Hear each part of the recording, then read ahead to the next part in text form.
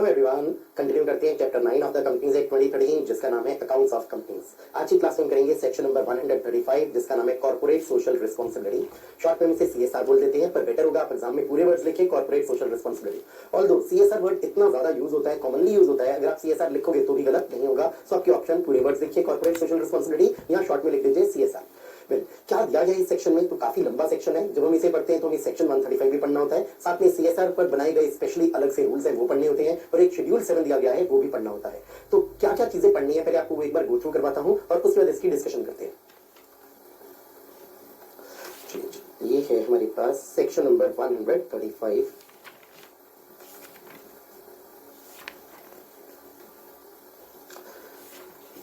Section 135 हम इसमें एक बात पढ़ेंगे एप्लीकेबिलिटी। इसमें हमें क्या पढ़ने को मिलेगा कि आप एक कंपनी हो, मान लेते हैं आप ऐसी कंपनी नहीं हो जो इन जगह कवर हो। ये हमें पढ़ने को मिलेंगे 3 पॉइंट्स। अगर आप इन 3 में से कहीं पर भी कवर नहीं होते हो तो आप सेक्शन 135 में कवर नहीं हुए, इसका मतलब आपके लिए सेक्शन नहीं है। आपको सीएसआर पर कुछ भी नहीं करना। हम सीएसआर के लिए कुछ वर्ड्स बोलेंगे। अगर आपके ऊपर सेक्शन नंबर 135 अप्लाई होता है तब आपको क्या क्या करना होता है कंपनी, इसके बारे में थोड़ी सी बातें अभी डिस्कस कर लेते हैं। इफ सेक्शन 135 अप्लाइज, हम कहेंगे आपके लिए एक काम करना जरूरी होगा, आप बनाओगे एक सीएसआर कमेटी।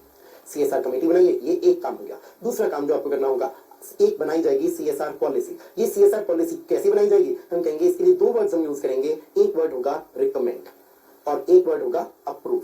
कोई ना कोई करेगा रिकमेंड और कोई दूसरा व्यक्ति करेगा इसका अप्रूवल। अब रिकमेंड कौन करेगा और अप्रूवल कौन देगा, वे अप्रूवल वर्ड होता है किसके लिए, जो बड़ा होता है उसके लिए यूज, तो अप्रूवल देगा बोर्ड। तो बोर्ड करेगा अप्रूव सीएसआर पॉलिसी को, और रिकमेंड करेगी सीएसआर पॉलिसी कौन, ये सीएसआर कमेटी। तो सीएसआर कमेटी क्या होगी, सीएसआर कमेटी वो होगी जिसमें कि कुछ डायरेक्टर्स होंगे लेकिन सारे डायरेक्टर्स नहीं होंगे। तो सारे डायरेक्टर्स जब मिलकर काम करते हैं हम कहते हैं वो बोर्ड है। जबकि जो हमने सीएसआर कमेटी बनाई, सपोज में 5 डायरेक्टर्स को रखा है, तो 5 डायरेक्टर्स है suppose out of total 10 directors, तो 10 डायरेक्टर्स जब मिलते हैं बोर्ड मीटिंग में हम उसे बोर्ड बोलते हैं। जबकि जो 5 डायरेक्टर सीएसआर कमेटी में वो 5 डायरेक्टर्स की मीटिंग होती है तो बोलते हैं सीएसआर कमेटी है। सीएसआर कमेटी करेगी रिकमेंड और अप्रूव करेगा बोर्ड, किस चीज को, इस सीएसआर पॉलिसी को। हम सीएसआर पॉलिसी की बात करेंगे, सीएसआर कमेटी की बात कर चुके हैं थोड़ी सी। अब आती है अगली चीज, ये सेक्शन अप्लाई होता है तो ये सेक्शन क्या कहता है, क्योंकि ये सेक्शन में बताएगा, एक हम फिगर देखेंगे 2% की एक लिमिट में कैलकुलेट करनी होगी। ये 2% हम देखेंगे आपके एवरेज नेट प्रॉफिट्स का। ये एवरेज नेट प्रॉफिट्स का 2% निकालेंगे तो ये कितने पीरियड का एवरेज नेट प्रॉफिट लेंगे, प्रीसीडिंग 3 फाइनेंशियल ईयर्स का। तो पिछले 3 साल के आपके एवरेज नेट प्रॉफिट कैलकुलेट किया, उसका कैलकुलेट किया 2%। ये जो अमाउंट कैलकुलेट होकर आया हम कहेंगे ये आपको स्पेंड करना होगा,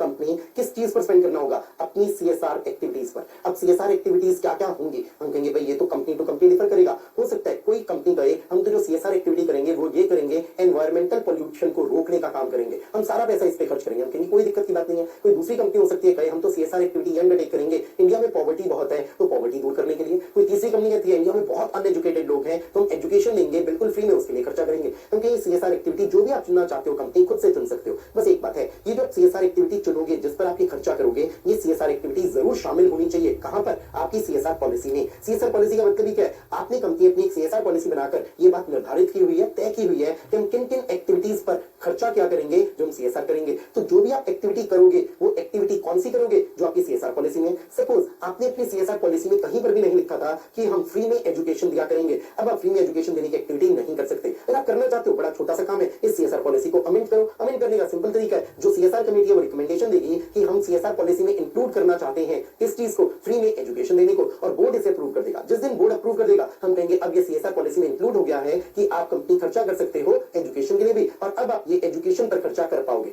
तो कंक्लूजन क्या निकला, कौन सी एक्टिविटीज पर खर्चा करेगी कंपनी, वो एक्टिविटीज जो कि इंक्लूडेड होंगे इन the CSR policy of the company. और इसे मैं अगर बोलूंगी CSR policy of the company, क्यों लिख रहा हूं वर्ड्स, जिससे आपको एक बात पता चल जाए, ये सीएसआर पॉलिसी ऐसा नहीं है कि लॉ मेकर से बना कर दी है और लॉ मेकर्स कह रही है सब कंपनीज के लिए सेम है, बिल्कुल नहीं। हर कंपनी अपने लिए बनाएगी अपनी सीएसआर पॉलिसी, तो हर कंपनी की एक अलग सीएसआर पॉलिसी होगी। अब एक चीज आती है, अगर आप कहते हो हम तो सीएसआर पॉलिसी में कोई ऐसी बात लिखना चाहते हैं जो लॉ मेकर्स को मंजूर नहीं है, तो आप ऐसी बात अपनी सीएसआर पॉलिसी में नहीं लिख सकते। अब ये कैसे पता चलेगा लॉ मेकर्स को क्या मंजूर है या नहीं है। लॉ मेकर्स हम एक काम करते हैं, हम एक शेड्यूल बनाते हैं, शेड्यूल का नंबर रख देते हैं शेड्यूल नंबर 7। तो लॉ मेकर्स ने शेड्यूल 7 बनाया, उस शेड्यूल 7 में एक लंबी लिस्ट बना दी 1 2 3 4 एंड सो ऑन, और कहा ये वो एक्टिविटीज हैं, ये वो एरियाज हैं, इसे हम ऐसे बोल देते हैं, वर्ड्स इनके लिए यूज करते हैं, ये वो एरियाज और सब्जेक्ट्स हैं। सब्जेक्ट्स का मतलब ये वो मुद्दे हैं, ये वो एरियाज हैं जिन पर आप सीएसआर के लिए खर्चा कर सकते हो, अलाउड है। तो हम क्या चीज कहेंगे, जब भी सीएसआर पॉलिसी बनाओगे आप कोई भी कंपनी, तो आप ध्यान रखना आप इस सीएसआर पॉलिसी में कौन सी बातों को इंक्लूड करोगे। आप इस सीएसआर पॉलिसी में कोई एक्टिविटीज को इंक्लूड करोगे कि हम इन एक्टिविटीज को कैरी ऑन करेंगे।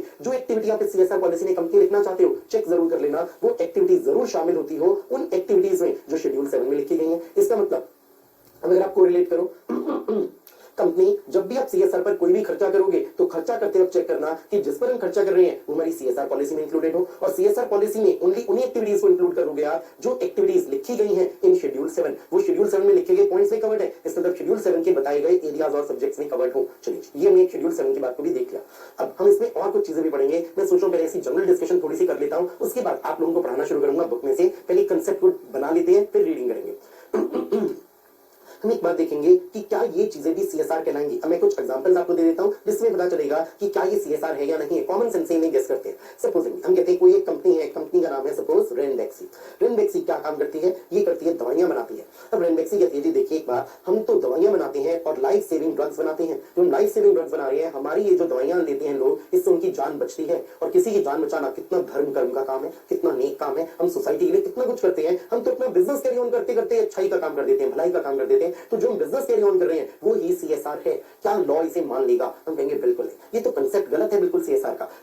एज पर सेक्शन 135, अगर मैं आपको बोलूं एज पर सेक्शन 135, अब मैं आप लोगों को कोई सीएसआर एथिक्स वाला सीएसआर नहीं पढ़ा रहा। इस बात को ध्यान रखिएगा। आप में से किसने एथिक्स में पढ़ा हुआ सीएसआर तो आप कहोगे नहीं सर एथिक्स में तुम कुछ और पढ़ते थे। मैं आपको बता रहा हूं एज पर लॉ। तो लॉ और कई बार जो चीजें हम पढ़ते हैं जनरल प्रिंसिपल्स वो डिफर कर जाती हैं। लॉ मेकर देगा सेक्शन 135 में अगर रेनबैक्सी आप कोई लाइफ सेविंग ड्रग्स भी बना रहे हो तो ये ड्रग्स आप बना रहे हो अपना नॉर्मल बिजनेस कैरी ऑन करने के लिए। तो जो भी आपका नॉर्मल बिजनेस है क्या वो कभी भी सीएसआर होगा या वो सीएसआर नहीं होगा? कभी नहीं होगा। तो आपकी नॉर्मल बिजनेस एक्टिविटीज करते हुए कोई भलाई का काम, जितना मर्जी भलाई का काम आपने क्यों ना कर दिया हो, हम उसे सीएसआर नहीं मानेंगे। हम कहेंगे सीएसआर करने के लिए तो अलग से कुछ खर्चा करो। आपका नॉर्मल बिजनेस एक्टिविटीज को कैरी ऑन करना does not amount to CSR. चलिए ये एक पॉइंट हमने ये सीख लिया। इससे आपके कीवर्ड्स होंगे नॉर्मल बिजनेस एक्टिविटीज से सीएसआर नहीं होगा।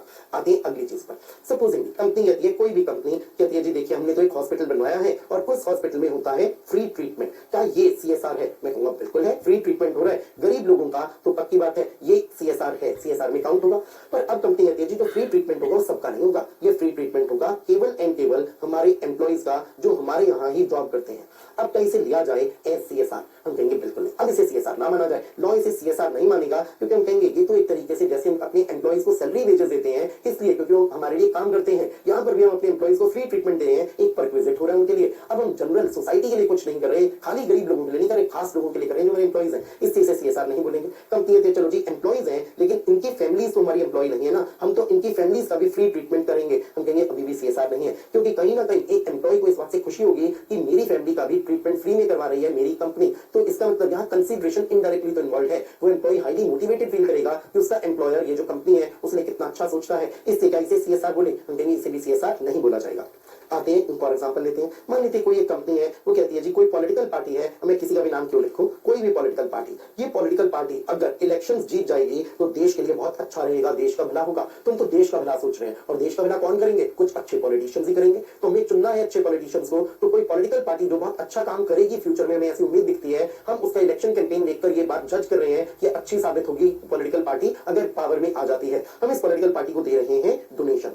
सो जो डोनेशन हम देंगे पॉलिटिकल पार्टी को उसे मान लिया जाए कि ये तो है भलाई का काम और इसीलिए ये है सीएसआर। क्या हम इसे सीएसआर माने या ना माने? लॉ मेकर ने कहा इसे भी हम सीएसआर नहीं मानेंगे। क्यों नहीं मानेंगे? क्योंकि पॉसिबल तो है पॉलिटिकल पार्टी को दी गई डोनेशन सही में देश का भला करे, पर हम कहेंगे यहाँ पर जरूरी नहीं है कि आप देश के भले की बात को सोच रहे हो, यहाँ पर तो आप किसी पॉलिटिकल पार्टी को हो सकता है अपने किसी पर्सनल एजेंडा की वजह से सपोर्ट कर रहे हो।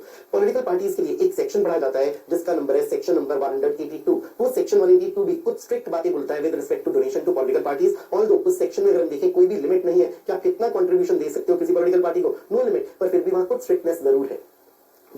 अभी हमने 182 नहीं पढ़ना इसलिए उस बात को नहीं लाते। अब आते हैं दूसरी एक सिचुएशन को। मान लेते हैं सिचुएशन हमें देखने को मिलती है जापान में सपोजिंगली अर्थक्वेक बहुत आते हैं, अर्थक्वेक से बहुत भारी नुकसान हुआ और इसलिए आप कहते हो जी जो अर्थक्वेक से विक्टिम्स हैं हम उन विक्टिम्स को करना चाहते हैं हेल्प, और इसीलिए हम जापान में भेज रहे हैं कुछ सहायता, कुछ करोड़ ऑफ रुपीज दे रहे हैं या कुछ कपड़े भेज रहे हैं, कुछ और खाद्य सामग्री भेज रहे हैं एक्सेट्रा, हम इनकी हेल्प कर रहे हैं। क्या ये सीएसआर है? हम कहेंगे आप कर तो बहुत अच्छा काम रहे हो, नेक काम रहे हो, लेकिन हम कहते हैं हमारे देश में ना अभी गरीब लोगों को और जरूरतमंद लोगों को बहुत हेल्प की जरूरत है आप हमारे देश में जो करोगे, पैसा दोगे, डोनेशन दोगे, चाहे हेल्प करोगे, उसे सीएसआर मानेंगे, इसे सीएसआर नहीं मानेंगे, क्योंकि ये कहां पर है, आउटसाइड इंडिया है। सो ये ऐसी चीजें हैं जो लॉ मेकर्स साफ साफ लिख दें कि हम सीएसआर नहीं मानेंगे, तो क्लियर कट ये सीएसआर नहीं है। अब बात आती है सीएसआर क्या नहीं है, हमने ये सीख लिया, हमने ये भी थोड़ा सा सीख लिया कि सीएसआर क्या है, और अभी मैंने आपको उसकी डिटेल्स नहीं पढ़ाई। सीएसआर क्या है ये अगर हमसे पूछा जाए, मैं कहूंगा हमें एक शेड्यूल को रेफर करना होगा। मैंने आपको ये शेड्यूल की भी डिटेल्स नहीं पढ़ाई है, जो भी पढ़वाऊंगा कि शेड्यूल 7 में कौन कौन से एरियाज और सब्जेक्ट्स मेंशन है। फॉर एग्जांपल, अगर आप पॉवर्टी हटाना चाहते हो,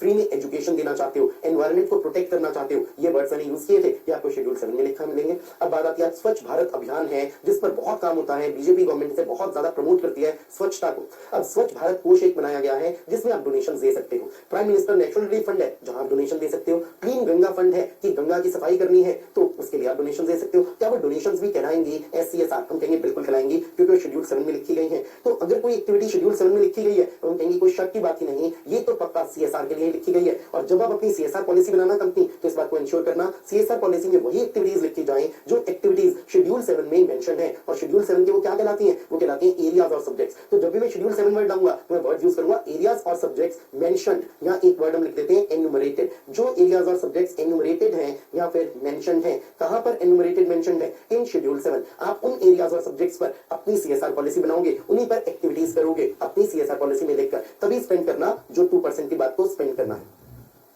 अब मैं आप लोगों के साथ छोटे छोटे जो पॉइंट्स डिस्कस कर चुका हूं, पर वो डिटेल में डिस्कस करने हैं। सीएसआर कमेटी में डायरेक्टर्स होंगे, कितने डायरेक्टर्स होंगे? एक इंडिपेंडेंट डायरेक्टर होगा, पर इंडिपेंडेंट डायरेक्टर ना हो तो भी ये मुमकिन है। फॉरेन कंपनी हो तो क्या सिचुएशन होगी? कई बातें देखनी है। एक और जो इंपॉर्टेंट चीज हमारे लिए पढ़ने को होगी, ये सेक्शन किन कंपनीज पर अप्लाई होता है? क्या ये ऑल कंपनीज पर अप्लाई होता है? Answer is no. हमें लिमिट्स पढ़ने को मिलेंगी, अगर आप ये लिमिट्स पूरी करते हो तभी आप इस सेक्शन में फॉल करते हो। चलिए, मैंने आपको काफी इंट्रोडक्शन दे दिया है, अब इसे पढ़ना शुरू करते हैं। Applicability section 135 applies to a company. अभी मैं ब्रैकेट के वर्ड्स को छोड़ रहा हूं, फॉरेन कंपनी की बात कभी नहीं लाते। Only if it satisfies one और more of the following criteria during the immediately preceding financial year. तो आप जिस भी फाइनेंशियल ईयर में चेक कर रहे हो कि क्या आपको इस फाइनेंशियल ईयर, मान लेते हैं फाइनेंशियल ईयर 1920 में आप चेक कर रहे हो, ये है फाइनेंशियल ईयर 1920 अंडर कंसीडरेशन, जिसमें हम सोच विचार कर रहे हैं, और आपको कहा जाता है बताओ क्या सीएसआर कमेटी बनानी है। हम चेक करेंगे क्या नेटवर्थ कंपनी की है 500 करोड़ और मोर, क्या टर्नओवर है ₹1000 करोड़ और मोर, और क्या नेट प्रॉफिट है ₹5 करोड़ और मोर। क्या तीनों बातें सेटिस्फाई हो या ओनली एक बात सेटिस्फाई हो? कोई एक बात सेटिस्फाई हो गई या दो भी हो गई, तीन हो गई, तो भी आपके लिए सीएसआर कमेटी बनाना जरूरी होगा। बल्कि मैं ये बोलता सीएसआर कमेटी, एक सिंपल शब्द बोलता हूं, आप 135 में कवर हो जाओगे। तो जैसे इन तीन में से एक कंडीशन पूरी हुई तो भी 135 में कवर, दो कंडीशंस पूरी हुई तो भी 135 में कवर, तीनों बातें पूरी हुई तो भी 135 में कवर, तीन में से एक भी बात पूरी नहीं हुई तो 135 में कवर नहीं हो। ये कंक्लूजन हम निकाल लेते हैं इस पॉइंट नंबर 1 को पढ़कर। अब एक काम करता हूं, अभी मैं खास तौर पे बोल रहा हूं, हम पॉइंट बी को सपोज इग्नोर करके एक क्वेश्चन में आपके आगे रखता हूं, और मैं कह रहा हूं इस पॉइंट बी में जो भी लिखा है इसे इग्नोर कर देते हैं और इस क्वेश्चन का आंसर करते हैं जो मैं आपको आंसर दे रहा हूं। सॉरी, आंसर नहीं दे रहा हूं, जो क्वेश्चन दे रहा हूं। ये आप क्यों पूछा जा रहा है, क्या फाइनेंशियल ईयर 1920 में आपको बताना है क्या सेक्शन नंबर 135 अप्लाइज और डज नॉट अप्लाई। आपको इसका आंसर यस और नो में देना है। और सपोज आपको कुछ फैक्ट्स इस तरीके से दिए गए हैं, आपको फैक्ट्स दिए गए हैं जिससे पिछला फाइनेंशियल ईयर था वो था 1890। इस 1890 में जो कंपनी की नेटवर्थ थी वो थी सपोजिंगली ₹200 करोड़। जो इस कंपनी की टर्नओवर थी वो टर्नओवर थी सपोजिंगली ₹800 करोड़, और जो कंपनी का प्रॉफिट आया था वो आया था 4 करोड़। फाइनेंशियल ईयर 1819 के लिए हमने ये डेटा देखा। अब चेक करते हैं, नेटवर्थ 200 करोड़, जबकि यहाँ लिखा है नेटवर्थ होनी चाहिए 500 करोड़ मोर। तो क्या ये क्राइटेरिया नेटवर्थ वाला सेटिस्फाइड हुआ? नहीं हुआ। टर्नओवर दी गई है 800 करोड़, जबकि टर्नओवर लॉ कहता है कितनी हो, 1000 करोड़ या इससे मोर, तो 1000 करोड़ मोर वाला क्राइटेरिया भी सेटिस्फाई नहीं हुआ। प्रॉफिट है 4 करोड़ रुपीस, लॉ कहता है तब 135 अप्लाई होगा जब प्रॉफिट होगा 5 करोड़ और मोर। अब इसका मतलब हमें क्या मालूम चला, फाइनेंशियल ईयर 1819 में हमारी जो नेटवर्थ थी, टर्नओवर थी और प्रॉफिट था, ये हमें बताया गया। हमने 1920 के लिए चेक किया, क्या 135 अप्लाइज? Answer is no. अब मैं कहता हूं हमने आंसर तो दे दिया, आपको कुछ और डेटा भी दिया जाता है। फाइनेंशियल ईयर 1718 का दिया जाता है। दैट मींस हम 1920 के लिए क्वेश्चन रख रहे हैं, और 1920 के लिए आपको देखना तो था इमीडिएटली प्रीसीडिंग फाइनेंशियल ईयर, वो हमने देख लिया 1819। मैं आपको ये डेटा दे रहा हूं 1718 का। क्या 1718 का डेटा आपके काम का है? शायद मुझे लगता है आप लोग कहोगे काम का नहीं है, हमें देखना नहीं चाहिए। मैं फिर भी आपको बता रहा हूं, यहाँ नेटवर्थ थी हमारी सपोजिंगली सेम 200 करोड़ की ही नेटवर्थ थी, यहाँ पर भी टर्नओवर थी हमारी यहाँ पर 1100 करोड़, और प्रॉफिट था सपोजिंगली ₹4.5 करोड़। क्या अब मेरा आंसर अभी भी सेम रहेगा कि सीएसआर का सेक्शन अप्लाई होगा, अप्लाई नहीं होगा? तो मेरे ख्याल में आंसर क्या आएगा, इस पॉइंट को पढ़े। हमें इमीडिएटली प्रीसीडिंग फाइनेंशियल ईयर को देखना था। 1920 में चेक करते हैं इमीडिएटली प्रीसीडिंग फाइनेंशियल ईयर क्या है, वो है 1819, और 1819 के तीन क्राइटेरिया देखे गए, तीन में से एक भी फुलफिल नहीं हुआ, आंसर हुआ नो। मैं इसे क्या कहूंगा, आप इसे क्या कर दो, इग्नोर। बड़ी सिंपल सी बात। तो इसका मतलब आंसर हमारा यही रहेगा कि 17 18 के डेटा को करो इग्नोर। पर एक काम करते हैं, हम आपको पॉइंट बी पढ़ा रहा हूं और मैं कहता हूं पॉइंट बी के लिए पढ़ते ही हम इसे इग्नोर करेंगे या नहीं करेंगे, इस पे क्वेश्चन मार्क लगाता हूं। मैं कह रहा हूं पॉइंट बी पढ़ लीजिए, पॉइंट बी पढ़कर फिर से आंसर दीजिएगा सेम क्वेश्चन का। Every company which ceases to fulfill the above criteria for 3 consecutive financial years shall not be required to, इसमें आगे अभी 1 को नहीं पढ़ रहा, मैं 2 को पढ़ रहा हूं, comply with the provisions contained in section 135 till such time it meets the criteria specified above। इसका मतलब अगर आपने ये जो क्राइटेरिया दिया हुआ है 1 2 एंड 3, ये जो तीन क्राइटेरिया दिए गए हैं, ये आपने फुलफिल नहीं किए लगातार 3 फाइनेंशियल ईयर तक, तब क्या होगा, अब आपको आवश्यकता नहीं होगी कि आप कंप्लाई करो इस सेक्शन 135 से। कब तक, जब तक आप फिर से इस क्राइटेरिया में फॉल नहीं करते। चलिए चेक करते हैं। 17-18 में आपकी टर्नओवर थी 1100 करोड़। इस बात को मैं इग्नोर नहीं कर रहा, मैं कहता हूं मैं इसे ध्यान में रखता हूं। मैं जैसे ही मैंने ये टर्नओवर देखी 1100 करोड़ है, लेकिन लॉ ने कितनी टर्नओवर लिखी हुई है, लॉ ने लिखी हुई है 1000 करोड़। क्या आपने 1000 करोड़ की फिगर को क्रॉस कर लिया है? बिल्कुल, 1000 करोड़ और मोर की बात थी, ये सेटिस्फाई हो गई। जैसे ही ये सेटिस्फाई हो गई 17-18 फाइनेंशियल ईयर में मैं एक कंक्लूजन तो पक्का लिख सकता हूं, सेक्शन 135 अप्लाइज। ये अप्लाई होगा आपको कंपनी कौन से फाइनेंशियल ईयर के दौरान, फाइनेंशियल ईयर 18-19 के दौरान। तो फाइनेंशियल ईयर 18-19 के दौरान अप्लाई होगा। क्यों होगा, जरा सोचते हैं। अगर 18-19 में चेक किया जाता कि हमारा प्रीसीडिंग फाइनेंशियल ईयर क्या है, तो आता 17-18, और 17-18 में टर्नओवर क्या हमारी 1000 करोड़ मोर वाली कंडीशन सेटिस्फाई हो रही है, मैं कहूंगा बिल्कुल हो रही है। तो ये बात तो सही हो गई, section 135 applies during financial year 18-19। ये बात जो मैंने बोली है, कौन से पॉइंट को पढ़ के बोली है, ए को पढ़कर या बी को पढ़कर, ये मेरा कंक्लूजन आया है एज पर पॉइंट ए। तो मैंने पॉइंट ए के हिसाब से ये आंसर दिया कि 135 अप्लाई होगा। मैंने भी पॉइंट बी को यूज नहीं किया, पॉइंट में यही तो लिखा था, इमीडिएटली प्रीसीडिंग फाइनेंशियल ईयर में अगर टर्नओवर है 1000 करोड़ मोर तो सेक्शन लगता है। 18-19 फाइनेंशियल ईयर के लिए सोच रहे हैं, इमीडिएटली प्रीसीडिंग फाइनेंशियल ईयर हुआ 17-18, और 17-18 में टर्नओवर थी 1000 करोड़ से ऊपर की, इससे हम कहेंगे पॉइंट ए के हिसाब से 135 अप्लाइज। अब पूछा जाता है हमसे, क्या सेक्शन 135 अप्लाई होगा इवन इस फाइनेंशियल ईयर में भी 135 अप्लाइज ड्यूरिंग फाइनेंशियल ईयर 1920। मैं पॉइंट ए के हिसाब से आंसर देता हूं, इस पॉइंट ए के हिसाब से। मैं कहता हूं चेक करते हैं 1920 के लिए प्रीसीडिंग फाइनेंशियल ईयर कौन सा है, वो 18-19 है। 18-19 में तो एक भी क्राइटेरिया सेटिस्फाई नहीं हुआ, तो पॉइंट ए के हिसाब से आंसर आया नो, 135 अप्लाई नहीं होता। यही आंसर तुमने दिया हुआ है, 1920 में आंसर दिया था 135 अप्लाइज नो। पर मैं कहता हूं पॉइंट बी को भी पढ़ के आंसर दो। पॉइंट बी कहता है अगर आप सीज करने लग गए, आप ये क्राइटेरिया फुलफिल करना सीज कर देते हो, दैट मींस अब क्राइटेरिया फुलफिल नहीं हो रहा लगातार 3 साल तक, तब आपके लिए आवश्यक नहीं होगा कि आप 135 को कंप्लाई करो। अब चेक करते हैं कितने सालों तक आप क्राइटेरिया, अगर वर्ड्स को देखते हो, जो क्राइटेरिया है कितने सालों तक आप सेटिस्फाई नहीं करते, लगातार 3 साल तक सेटिस्फाई नहीं करते। अब चेक करते हैं क्या आप ये क्राइटेरिया अभी सेटिस्फाई नहीं कर रहे हो, 3 साल हुए हैं, या अभी तो 1 साल भी नहीं हुआ। मैं कहूं अभी तो 1 साल भी नहीं हुआ। रीजन कैसे, क्या पिछले फाइनेंशियल ईयर 18-19 में हमारे ऊपर ये एप्लीकेबल था सेक्शन, मैं कहूं बिल्कुल था, अभी हमें 3 साल नहीं हुए इस सेक्शन से बचे हुए। इसका मतलब क्या अब पॉइंट बी के हिसाब से मेरा ये आंसर यस आ जाएगा, मैं कहूंगा बिल्कुल मेरा ये आंसर हो जाएगा यस, 135 अप्लाइज। कौन से पॉइंट को मैंने यूज किया है, मैंने यूज किया पॉइंट नंबर बी को। तो पॉइंट बी की वजह से लॉ मेकर्स आपने कितनी बड़ी दिक्कत कर दी कंपनी के लिए। अगर एक बार कवर हो गए तो अगले 3 साल तक तो कवर होते ही रहोगे, क्योंकि कब आप बचोगे 135 से, जब 3 साल तक आप ये क्राइटेरिया को सेटिस्फाई नहीं कर रहे हो, तब आप बच जाओगे। तो अगर आप ये क्राइटेरिया लगातार 3 साल तक पूरा ना करो, तब आप इस सेक्शन से बाहर आते हो। तो एक बार कवर्ड तो अगले 3 साल के लिए भी कवर्ड। चलिए अब देखते हैं अगली चीज। मैंने आपको कुछ वर्ड्स बीच में क्यों नहीं पढ़ाए हैं, अभी आपको पता चल जाएगा। Constitution of CSR committee, every committee to which section 135 is applicable shall constitute a CSR committee. अब शॉर्ट में से बोल रहे हैं सीएसआर कमेटी, पूरा नाम है corporate social responsibility committee of the board. Of the board से मालूम चला इस कमेटी में कौन लोग बनेंगे मेंबर्स, तो कमेटी के मेंबर्स वो होंगे जो डायरेक्टर्स हैं on the board of the company. इसका मतलब कोई ऐसा व्यक्ति जो डायरेक्टर नहीं है वो इस कमेटी का हिस्सा नहीं बनेगा। आगे बढ़ते हैं point B, the CSR committee shall consist of 3 और मोर डायरेक्टर्स। 3 4 5 कितने लोग हो सकते हैं, out of which at least 1 director shall be an independent director. तो कम से कम एक डायरेक्टर इंडिपेंडेंट हो, और अदर हो सकते हैं इंडिपेंडेंट भी, अदर हो सकते हैं जो इंडिपेंडेंट नहीं है वो भी। Point C, if a company is not required to appoint any independent director under section 149(4)। अब 149(4) में कुछ बातें बताता है, अगर आप लिस्टेड कंपनी हो तो आपको इंडिपेंडेंट डायरेक्टर अपॉइंट करना जरूरी होता है। अगर आप लिस्टेड नहीं भी हो, लेकिन अगर आप एक पब्लिक कंपनी हो तो भी आपके लिए इंडिपेंडेंट डायरेक्टर अपॉइंट करना जरूरी हो जाता है कुछ सिचुएशन से। अब हमने उसे नहीं पढ़ना डिटेल में, तो सिंपली 149(4) हमें बता देता है कि इस कंपनी के अपॉइंट करना जरूरी है इंडिपेंडेंट डायरेक्टर्स। अगर आपके लिए इंडिपेंडेंट डायरेक्टर अपॉइंट करना जरूरी ही नहीं है तो इंडिपेंडेंट डायरेक्टर होगा ही नहीं। हमने कहा आपको रिलैक्सेशन देते हैं, 3 डायरेक्टर्स भी रखने की जरूरत नहीं है, अब तो केवल 2 डायरेक्टर्स रखो तो भी काम चलेगा। रहेगा और कोई भी इंडिपेंडेंट नहीं होगा। सो हम क्या कहेंगे, 2 और मोर डायरेक्टर से आपकी बन जाएगी सीएसआर कमेटी। अब आती है एक दिक्कत की बात, आप हो एक फॉरेन कंपनी, फॉरेन कंपनी मतलब आप एक कंपनी हो जो इनकॉर्पोरेट हुए हो आउटसाइड इंडिया, और सपोजिंगली आपका कोई प्लेस ऑफ बिजनेस है इन इंडिया। अब आप कहलाने लग जाते हो एक फॉरेन कंपनी। वैसे फॉरेन कंपनी का मीनिंग इससे भी वाइड होता है, पर अभी हमने उसे डिस्कस नहीं करना, वो सेक्शन 2 क्लॉज 42 में डिटेल डिस्कशन में कवर हो जाती है बात। अब अगर हम बोले सपोज ये सिचुएशन है, आप एक कंपनी इनकॉर्पोरेट हुए आउटसाइड इंडिया, आपका place of business in India, तो हम आपको बोलते हैं आप कैसी कंपनी हो, आप फॉरेन कंपनी हो। अब फॉरेन कंपनी का छोटा मोटा बिजनेस सपोज इंडिया में है, इसने कोई छोटी सी एक इंडिया में ब्रांच बनाई हुई है, क्या हम ये कहें कि इसकी सीएसआर कमेटी जो इंडिया में बने उसमें डायरेक्टर्स हो जो फॉरेन वाले लोग हैं? हम कहेंगे बिल्कुल है। अब जो फॉरेन कंपनी के डायरेक्टर्स हैं वो सीएसआर कमेटी में ना आए तो भी चलेगा। तो फॉरेन कंपनी ने हमने क्या चीज बोली, हमने कहा अब जो आपके होंगे सीएसआर कमेटी में वो 2 लोग होंगे, कम से कम 2 व्यक्ति होंगे। उनमें से एक व्यक्ति कौन होगा, वो व्यक्ति होगा जो पर्सन रेजिडेंट इन इंडिया है, who is authorised to accept on behalf of foreign company service of notice and other documents. अब ये चीज हम पढ़ते हैं कंपनीज एक्ट एक सेक्शन है, सेक्शन नंबर 380, उसमें ये बात लिखी है। क्या बात लिखी है कि अगर आप एक कंपनी इनकॉर्पोरेटेड आउटसाइड इंडिया हो, आप इंडिया में कोई प्लेस ऑफ बिजनेस बनाते हो,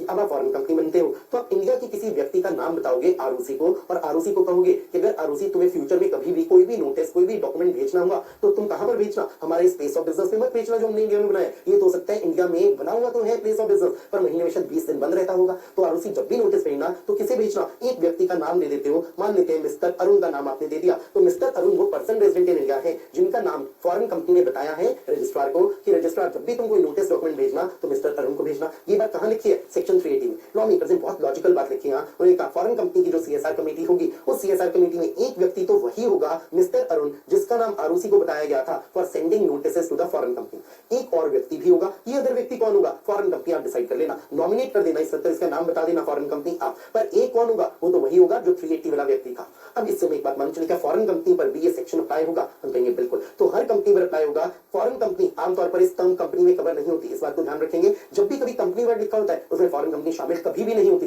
पर कब हो जाती है, जब साफ साफ लिख दिया इंक्लूडिंग अ फॉरेन कंपनी। चलिए ना, अब देखते हैं बात, क्या सीएसआर कमेटी बनाना जरूरी है? मैं कहूंगा बिल्कुल है, पर कब जरूरी है, अगर आपको सेक्शन 135 एप्लीकेबल है तभी सीएसआर कमेटी बनाना जरूरी है। अब इस पॉइंट को पढ़ते हैं। पॉइंट बी में क्या लिखा था, पॉइंट बी में लिखा था अगर 3 लगातार साल तक आप ये क्राइटेरिया फुलफिल नहीं करते हो, नेटवर्थ का भी, टर्नओवर का भी, नेट प्रॉफिट का भी, तब क्या होगा, आपके ऊपर 135 अप्लाई नहीं होगा, तो आपको जरूरत नहीं है, shall not be required to comply with section 35। हम कहेंगे जब सेक्शन 135 नहीं कंप्लाई करना तो आपको सीएसआर कमेटी भी नहीं बनानी, तो सीएसआर कमेटी बनाने की भी आवश्यकता नहीं होगी। ये ऑब्वियस सी बात है। ये पॉइंट 1 ना भी लिखा होता तो भी हम कहते बात यही आती, अगर आप 3 साल तक क्राइटेरिया फुलफिल नहीं करोगे तो आप सेक्शन 135 से ही बाहर हो जाओगे, 135 से बाहर हो जाओगे तो सीएसआर कमेटी बनाने की आवश्यकता नहीं रहेगी। चलिए अब आते हैं duties of CSR committee. CSR committee shall formulate and recommend to the board. अब ध्यान रखेंगे एक वर्ड जो मैंने आप लोगों के साथ डिस्कस किया था वो था कि सीएसआर पॉलिसी एक बनाई जाती है। सीएसआर पॉलिसी के लिए हम शब्द क्या क्या यूज करते हैं, हम एक वर्ड यूज करते हैं रिकमेंड, एक वर्ड यूज करते हैं अप्रूव। तो अप्रूवल कौन देगा, बोर्ड देगा, पर रिकमेंड कौन करेगी, सीएसआर कमेटी करेगी। अब इसी चीज को हम पढ़ रहे हैं,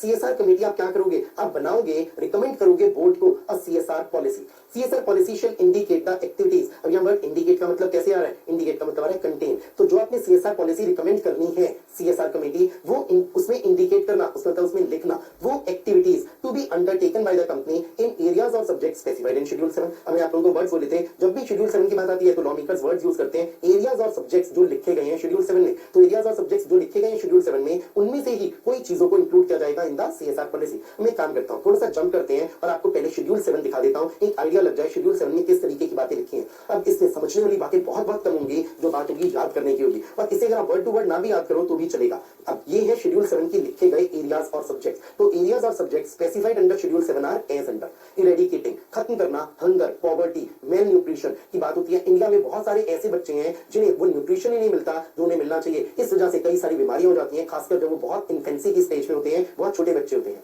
promoting health care including preventive health care वगैरह वगैरह। स्वच्छ भारत कोष में अगर आप कोई डोनेशन दे रहे हो, कंट्रीब्यूशन दे रहे हो, वो भी कहलाएगा सीएसआर का काम करना।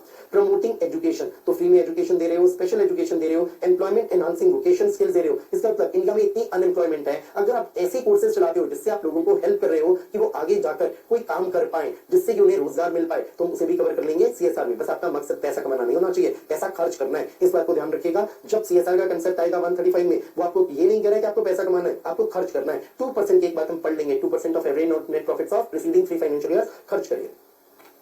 Promoting gender equality. कई जगह देखा जाता है गांव में जो लेडीज है उन्हें वो नहीं मिलती है इंपॉर्टेंस जो मिलनी चाहिए, उन्हें बराबरी का दर्जा नहीं मिलता। इंपॉर्टेंट वर्ड को मैं नाम बोलूं, जेंडर इक्वलिटी नहीं है, बराबरी का दर्जा नहीं है। ये एक बात होती है, बच्ची पैदा हुई है तो कई जगह होता है कि वो बच्ची जिंदा ही ना रहे, उसे मार दिया जाए, क्योंकि बच्ची को लेकर बात होती है कि बेटे की ही चाहत है लोगों में, तो जेंडर इक्वलिटी को प्रमोट किया जाए।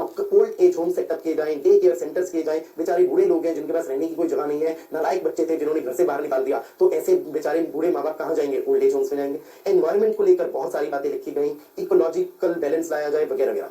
नेशनल हेरिटेज, हम देखते हैं कई सारे किले होते हैं, उन किलों में जाओ अजीब अजीब बातें लिखी मिल जाती हैं, अजीब अजीब साइंस सिंबल देखने को मिल जाते हैं, लोगों ने अपनी कहानियां, प्रेम कहानियां लिखी हुई होती हैं, तो ऐसा ना हो, नेशनल हेरिटेज को प्रोटेक्ट करें।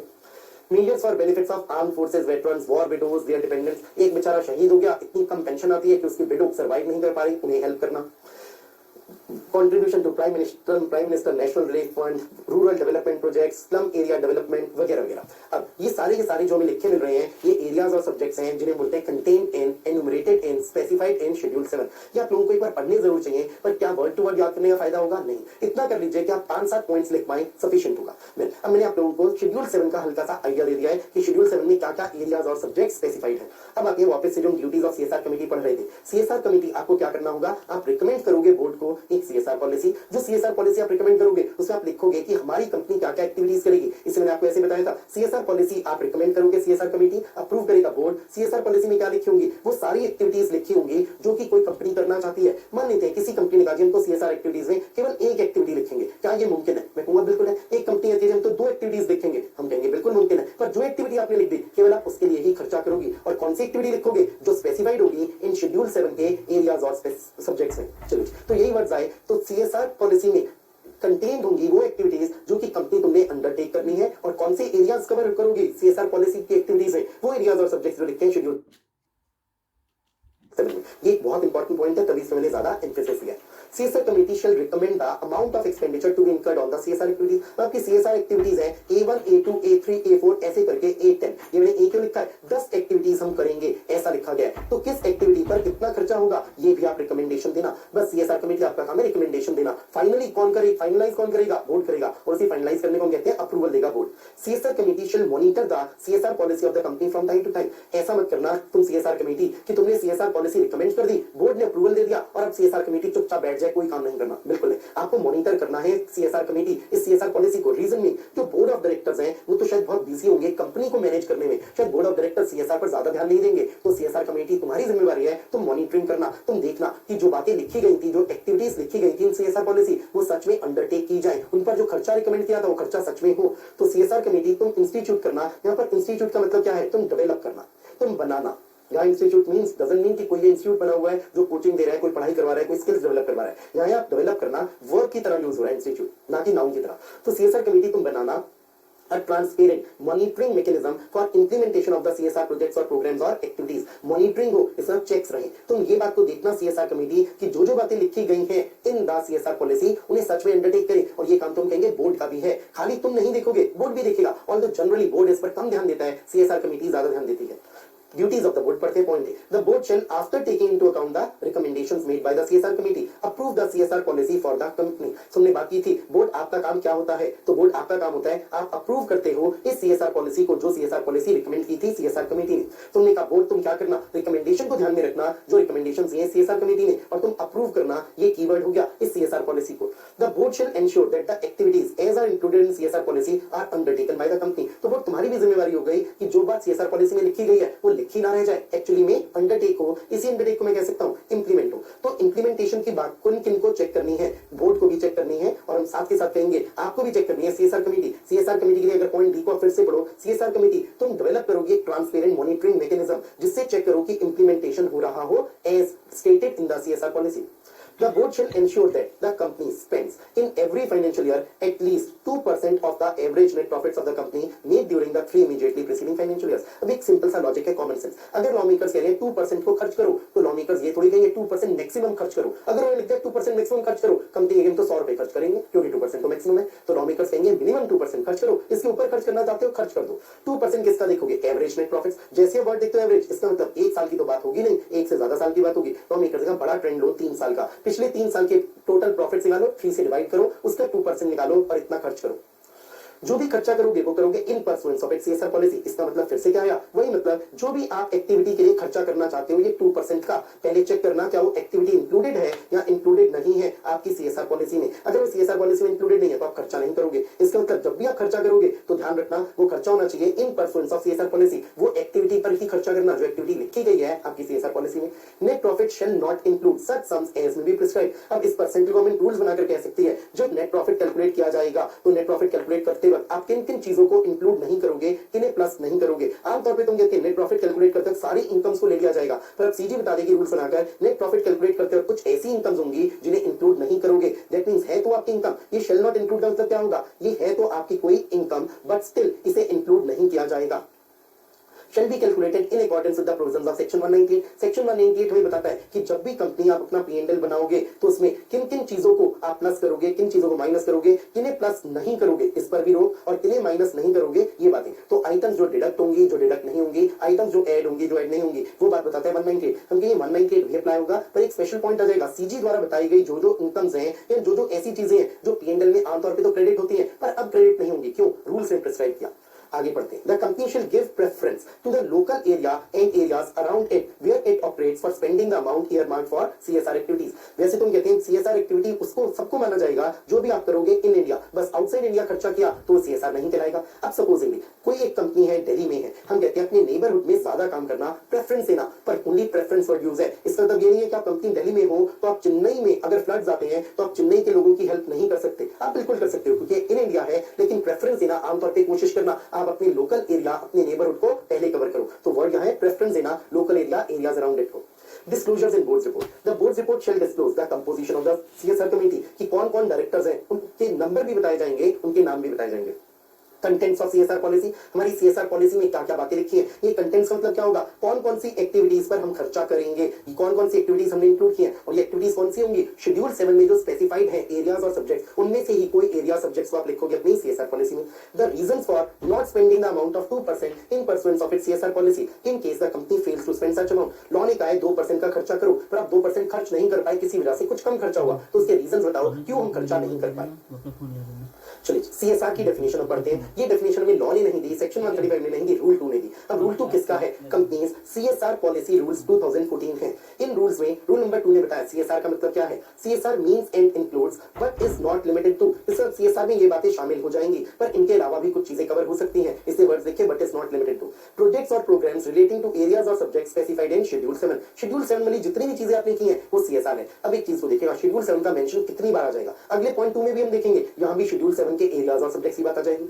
सेकंड पॉइंट बोला, वो प्रोजेक्ट्स और programmes relating to activities undertaken by the board of directors of a company in pursuance of recommendation of the CSR committee of the board as per declared CSR policy of the company subject to the condition that such policy will include activities areas और subjects specified in schedule 7। अगर हम देखें जो बात 1 में लिखी थी वही बात 2 में लिखी है, बस 2 ने ज्यादा एक्सप्लेनेशन दिया कि रिकमेंडेशन देगी सीएसआर कमेटी कि क्या क्या चीजें लिखी जाएं इन सीएसआर पॉलिसी, और उसके बोर्ड कहेगा इन एक्टिविटीज को हम अंडरटेक करेंगे। तो बात तो बिल्कुल वही आई, और ये एक्टिविटीज कौन सी होंगी, उन्हीं एरिया सब्जेक्ट्स वाली होंगी जो स्पेसिफाइड है area subjects in schedule 7। Activities not amounting to CSR, मैं इसे कहूंगा कि आपके लिए बहुत बहुत इंपॉर्टेंट चीज है। इसमें 4 पॉइंट्स हैं, मैं चारों आपके साथ डिस्कस कर चुका हूं। सीएसआर प्रोजेक्ट्स और प्रोग्राम्स और एक्टिविटीज अंडरटेकन आउटसाइड इंडिया। मैंने एग्जांपल दिया था, जापान में एक अर्थक्वेक आया, आप हेल्प करते हो और मान लेते हैं ₹1 करोड़ की डोनेशन भेज देते हो या ₹1 करोड़ का सामान भेज देते हो, क्या ये सीएसआर के 2% के एक्सपेंडिचर में इंक्लूड होगा? हम कहेंगे नहीं होगा। जो मर्जी करना चाहो कंपनी तुम करो, ₹1 करोड़ भेज दो आप, कोई दिक्कत नहीं, पर सीएसआर के 2% खर्च किए या नहीं किए हम चेक करेंगे, तो हम इस 1 करोड़ को इग्नोर कर देंगे। सीएसआर प्रोजेक्ट्स और प्रोग्राम्स और एक्टिविटीज दैट बेनिफिट ओनली, केवल किसकी हेल्प कर रही है, एम्प्लॉइज की या फिर आपकी फैमिलीज की। इसके मैंने एक एग्जांपल लिया था, हॉस्पिटल खुला है, जिस हॉस्पिटल में इलाज होगा केवल एम्प्लॉइज का या उनकी फैमिलीज का, तो हम कहेंगे ये भी सीएसआर नहीं है। Contribution of any amount directly और indirectly to any political party, आपने पॉलिटिकल पार्टी को कोई भी डोनेशन दी है, वो जो पॉलिटिकल कंट्रीब्यूशन है उसे नहीं बोलेंगे हम कभी भी as charity, as CSR. Any activity undertaken in pursuance of normal course of business। यहाँ मैंने एग्जांपल लिया था, आप एक फार्मास्यूटिकल कंपनी थी रेंडेक्सी, आप कहते हो तो लाइफ सेविंग ड्रग्स बनाते हैं, तो उनको सीएसआर कर रहे हैं, लोगों की जान बचा रहे हैं, तो कहेंगे ये भी कवर नहीं होगा इन सीएसआर, क्योंकि नॉर्मल कोर्स ऑफ बिजनेस में आप दवाइयां बना रहे हो, सेल कर रहे हो, ये सीएसआर नहीं होगा। Manner of implementing CSR policy. अब आप सीएसआर पॉलिसी कैसे इंप्लीमेंट करोगे, इस पे रूल 4 आ गया कंपनी सीएसआर पॉलिसी रूल्स का। इससे का सीएसआर एक्टिविटीज को आप कंपनी अंडरटेक करना as per its stated CSR policy. ये पॉइंट कितनी जगह आ चुका है, आप कौन सी एक्टिविटी पर खर्चा करोगे, केवल उस एक्टिविटी पर जो आपकी सीएसआर पॉलिसी में लिखा होगा, ये बात है। पॉइंट बी है जो थोड़ा कंफ्यूज करता है, क्योंकि पॉइंट बी में एक है सब पॉइंट 1, सब पॉइंट 2, सब पॉइंट 3, तीनों सब पॉइंट्स में आपको कॉमन चीज क्या मिलती है, पहले इसे देखिएगा। कॉमन चीज को मैं एक बार मार्क करूंगा, 3 बार मार्क नहीं करूंगा। ये कंपनी एस्टेब्लिश्ड अंडर सेक्शन 8, इसका मतलब नॉन प्रॉफिट कंपनी है, या कोई रजिस्टर्ड ट्रस्ट है, या फिर ये कोई रजिस्टर्ड सोसाइटी है, जो कि बस इतना पढ़ते हैं, जो कि रजिस्टर्ड सोसाइटी है। तीन चीजों को बोलेंगे कॉमन है, 1 2 3। इसका मतलब नॉन प्रॉफिट कंपनी या रजिस्टर्ड ट्रस्ट या फिर रजिस्टर्ड सोसाइटी। हम इसे क्यों पढ़ रहे हैं, मान लीजिए कंपनी है टाटा कंसल्टेंसी सर्विसेज लिमिटेड। ये कहती है जी देखिए, हमारा जो एवरेज नेट प्रॉफिट है पिछले 3 फाइनेंशियल ईयर्स का, हमने उसका 2% का अमाउंट कैलकुलेट कर लिया और मान लेते हैं वो अमाउंट आ जाता है ₹100 करोड़। तो हमें 100 करोड़ रुपए खर्च करने हैं। टीसीएस लिमिटेड कहती है हम खर्च करने को तैयार हैं, पर हम इस झंझट में नहीं पड़ना चाहते कि हम खुद से ये पैसा खर्च करें। अब हम कहते हैं चलो कोई बात नहीं, टीसीएस लिमिटेड तुम्हें ऑप्शन देते हैं कई सारे। टीसीएस लिमिटेड तुम क्या करो, तुम एक कंपनी बनाओ मान लेते हैं टाटा कंसल्टेंसी सर्विसेज की ही तुम एक बना लेते हो कंपनी, जो सब्सिडरी कंपनी बना ले। सपोजिंग ये काम करते हुए सब्सिडरी वर्ड अभी ना था, आपके दिमाग में ना है कि सब्सिडरी होना जरूरी है, क्योंकि लॉ ने ये नहीं कहा सब्सिडरी होना जरूरी है। सिंपली आप क्या करो, आप टीसीएस लिमिटेड कोई एक कंपनी खुद से बनाओ। तो आपने एक कंपनी बनाई और वो कंपनी आपने बनाई, इसे हमने कहा company established under section number 8। आपने एक कंपनी खुद एस्टेब्लिश की, तो इसका मतलब आप प्रमोटर हो गए टीसीएस लिमिटेड इस कंपनी के, कंपनी एस्टेब्लिश्ड अंडर सेक्शन 8 के। और ये कंपनी आपने क्यों बनाई है, ये नाम ही बता रहा है कंपनी एस्टेब्लिश्ड अंडर सेक्शन 8 है। इसका मतलब एक नॉन प्रॉफिट कंपनी है। इसका मतलब क्या होगा, सीएसआर करना। अब हम कहेंगे टीसीएस लिमिटेड तुम डायरेक्टली सीएसआर नहीं करोगी, तुम सीएसआर किसके थ्रू करवाओगी, इस कंपनी एस्टेब्लिश्ड अंडर सेक्शन 8 के। इस कंपनी के सेपरेट बोर्ड ऑफ डायरेक्टर्स होंगे। अब सोचते हैं ये जो सेपरेट बोर्ड ऑफ डायरेक्टर्स है, इनका काम तो केवल एक ही है, सीएसआर की बातों पर करना। जो टीसीएस लिमिटेड की मैनेजमेंट है वो अब सीएसआर की बातों पर ज्यादा ध्यान नहीं देगी। वो कहेगी खर्चा कौन करेगा, खर्चा करेगी ये कंपनी एस्टेब्लिश्ड अंडर सेक्शन 8। और एक बात है, ये कंपनी पर हमारा पूरा कंट्रोल होगा, हमने ही तो एस्टेब्लिश की है। सो हम कहेंगे कंपनी एस्टेब्लिश्ड अंडर सेक्शन 8 आप खुद बना लो, एस्टेब्लिश्ड बाय द कंपनी। या बाय द कंपनी में कंपनी का एग्जांपल क्या है, ये है टीसीएस लिमिटेड, तुमने खुद से एस्टेब्लिश की है। या फिर ये रजिस्टर्ड ट्रस्ट है, ये कंपनी एस्टेब्लिश्ड अंडर सेक्शन 8 ना हो, तुम एक ट्रस्ट बनाओ उसे रजिस्टर करवाओ, ये एक सोसाइटी बनाओ और उसे रजिस्टर करो। इसका मतलब ये जो तीनों पॉइंट्स लिखे गए हैं, कंपनी एस्टेब्लिश्ड अंडर सेक्शन 8 है तो किसने एस्टेब्लिश की, कंपनी टीसीएस ने की। या ट्रस्ट बनाया और उसे रजिस्टर किया तो ट्रस्ट किसने बनाया, कंपनी टीसीएस लिमिटेड ने बनाया। सोसाइटी बनाई और रजिस्टर की तो सोसाइटी किसने बनाई, आपने टीसीएस लिमिटेड बनाई। अब सोचते हैं, हम कहेंगे यहां पर आपका कंट्रोल होगा टीसीएस लिमिटेड। अगली सिचुएशन लेते हैं, टीसीएस लिमिटेड और टाटा ग्रुप की एक और कंपनी भी है Tata Motors limited. Tata Motors limited जो है वो भी कहती है जी हम भी सीएसआर खुद नहीं करना चाहते, हम चाहते हैं कोई सोसाइटी करे या कोई ट्रस्ट करे या कोई कंपनी एस्टेब्लिश अंडर सेक्शन 8 करे। हमने कहा कोई दिक्कत नहीं, अब आप एक काम करो, आप भी टाटा मोटर्स लिमिटेड अलग से बनाओ एक कंपनी जो एस्टेब्लिश्ड हो अंडर सेक्शन 8। हम कहते हैं इतना ज्यादा झंझट क्यों कर रहे हो, एक काम ये बना करो ना, आप भी टाटा मोटर्स लिमिटेड मिलकर टीसीएस के साथ इस कंपनी को बनाओ। तो लॉ मेकर्स ने क्या वर्ड्स लिखेगा, ईदर सिंगली और along with any other company. तो क्या मुमकिन है ये कंपनी एस्टेब्लिश्ड अंडर सेक्शन 8 बनाई गई हो मिलकर by 2 companies, Tata Motors Limited and Tata Consultancy Services Limited. हम कहेंगे बिल्कुल। और अब ये कंपनी एस्टेब्लिश्ड अंडर सेक्शन 8 क्या करेगी, खर्चा करेगी टाटा मोटर्स लिमिटेड के बिहाफ पर भी और टीसीएस लिमिटेड के बिहाफ पर भी। चलिए अब देखते हैं पॉइंट 2 में, शुरू के वर्ड्स आपको सेम मिल जाएंगे, company established under section 8 of the act और रजिस्टर्ड ट्रस्ट और रजिस्टर्ड सोसाइटी, बस आगे के वर्ड्स फर्क हो गए। ये किसने बनाई है, एस्टेब्लिश्ड बाय सीजी और एसजी। हम कहते हैं संतुष्टि है, गवर्नमेंट ने बनाई है, इसका मतलब अब गवर्नमेंट का कंट्रोल है तो कोई दिक्कत की बात नहीं है। तो या तो गवर्नमेंट या फिर कोई भी entity established under an act of parliament और स्टेट लेजिस्लेचर। स्टेट लेजिस्लेचर हम कहेंगे जो स्टेट गवर्नमेंट है जो स्टेट गवर्नमेंट है उसने लॉ बनाया है, या हम बात करेंगे पार्लियामेंट के मतलब सेंट्रल गवर्नमेंट ने लॉ बनाया है। तो गवर्नमेंट द्वारा बनाए गए लॉ के तहत अगर कोई बनी है अथॉरिटी, वो अथॉरिटी, अब मैं वर्ड अथॉरिटी किसे बोल रहा हूँ, इस कंपनी को भी, इस ट्रस्ट को भी और इस सोसाइटी को भी। तो अगर गवर्नमेंट का कंट्रोल है किसी भी तरीके से, हम कहेंगे अब कोई चिंता की बात नहीं, ये पैसा सही जगह खर्च होगा। आ जाते हैं पॉइंट 3 पर, company established under section 8 of the act और रजिस्टर्ड ट्रस्ट और रजिस्टर्ड सोसाइटी। यहां तक के वर्ड सेम है तीनों सब पॉइंट्स में, other than those specified in 1 और 2 अबव। अब ना तो 1 में कवर हुए, इसका मतलब ये जो ट्रस्ट था या ये जो सोसाइटी थी या ये जो कंपनी थी अंडर सेक्शन 8 ना तो बनाई है कंपनी ने खुद, ना ही सीजी या एसजी द्वारा बनाई गई है। तब हम कहेंगे कुछ शर्तें भी पूरी करो। अब आप देखो सब पॉइंट 1 में कोई शर्त नहीं थी, क्यों नहीं, क्योंकि कंपनी टीसीएस और कंपनी टाटा मोटर्स लिमिटेड आपका कंट्रोल था इस कंपनी एस्टेब्लिश्ड अंडर सेक्शन 8 पर या फिर रजिस्टर्ड ट्रस्ट पर या रजिस्टर्ड सोसाइटी पर।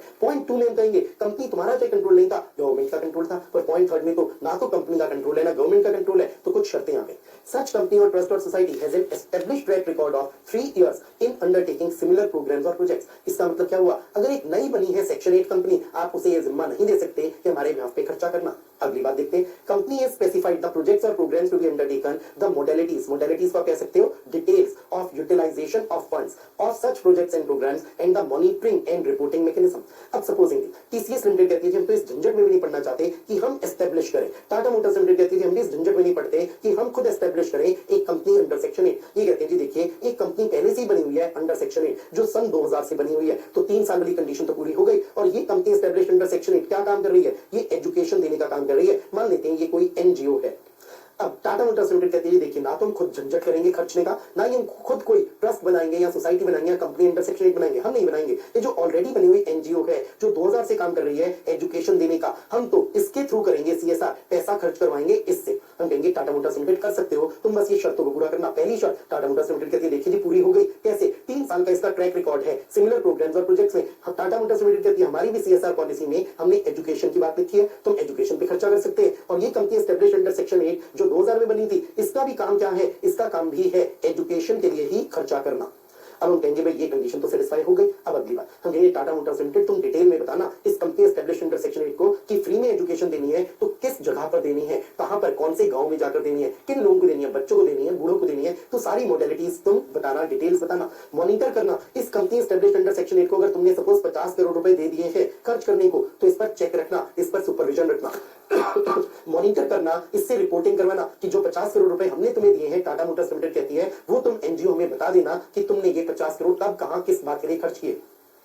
इसका मतलब लॉ मेकर्स चेक रख रहे हैं। चेक कैसे रख रहे हैं, आप खुद खर्च नहीं कर रहे, किसी और से खर्च करवा रहे हो, तो कोई और क्या हो सकता है, या तो कोई रजिस्टर्ड ट्रस्ट या रजिस्टर्ड सोसाइटी या कंपनी अंडर सेक्शन नंबर 8 हो सकती है। अगर ये रजिस्टर्ड ट्रस्ट सोसाइटी या कंपनी अंडर सेक्शन 8 आपने खुद एस्टेब्लिश की है, हम कहेंगे कोई दिक्कत की बात नहीं, ट्रैक रिकॉर्ड चेक नहीं करना। अगर सीजीएसजी द्वारा बनाई गया है ये सोसाइटी या ट्रस्ट या फिर कंपनी अंडर सेक्शन 8, तो भी आपको कोई ट्रैक रिकॉर्ड की बात चेक नहीं करनी। पर ना तो सीजीएसजी द्वारा एस्टेब्लिश किया गया है ये ट्रस्ट, सोसाइटी या कंपनी अंडर सेक्शन 8 और ना ही कंपनी एस्टेब्लिश है, तब आप चेक रखोगे दो, कौन कौन से 3 इयर्स का होना चाहिए आपका ट्रैक रिकॉर्ड, और साथ ही साथ डिटेल्स बताना, मॉडलिटीज बताना, मॉनिटर करना, रिपोर्टिंग मैकेनिज्म रखना। चलिए अब आ जाते हैं CSR reporting. Rule 8 of the company's CSR policy rules 2014 makes the following provisions. Boards report में जो आप बोर्ड्स रिपोर्ट पढ़ते हो, ये हम पढ़ते हैं सेक्शन नंबर 134 में, उस बोर्ड्स रिपोर्ट में इंक्लूड करना एनुअल रिपोर्ट ऑन सीएसआर। इसका मतलब हमने सीएसआर के लिए क्या क्या काम किए हैं। In case of a foreign company the balance sheet filed under section 381 shall contain an annexure regarding report on CSR. हम पढ़ चुके हैं फॉरेन कंपनीज पर भी एप्लीकेबल है सेक्शन 135 सीएसआर का। फॉरेन कंपनी ने बात पढ़ी थी, तुम्हारी सीएसआर कमेटी में डायरेक्टर्स नहीं होते थे, 2 लोग होते थे, एक को तुम नॉमिनेट करते थे और एक वो व्यक्ति होता था जिसकी जानकारी रजिस्ट्रार को दी गई थी अंडर सेक्शन 380। अब यहाँ पे क्या कहा गया, आप एक फॉरेन कंपनी हो, आपको कुछ डॉक्यूमेंट फाइल करने होते हैं अंडर सेक्शन 381 जिसे हम आमतौर पे नाम दे देते हैं accounts of a foreign company. तो जो accounts of a foreign company आप फाइल करते हो, फॉरेन कंपनी अपने अकाउंट्स फाइल करते हो रजिस्ट्रार के पास 381 में, उन अकाउंट्स के साथ साथ आप एक रिपोर्ट भी देना कि तुमने सीएसआर के लिए क्या खर्चा किया है, उसकी पूरी रिपोर्ट आरओसी बस फाइल करना। Display of CSR policy on website the board shall place the contents of CSR policy. इसका मतलब आप सपोज कंपनी की सीएसआर पॉलिसी को देखना चाहते हो, आप कैसे देख सकते हो, आप कंपनी की वेबसाइट के ऊपर जाओ, आपको सीएसआर पॉलिसी मिलेगी, उस सीएसआर पॉलिसी में लिखी मिलेंगी क्या क्या एक्टिविटीज हैं जो एक्टिविटीज करेगी ये कंपनी, तो कंपनी की वेबसाइट पे होगा। इन सच मैनर एज में भी प्रिस्क्राइब। अब प्रिस्क्राइब मैनर को पढ़ लेते हैं।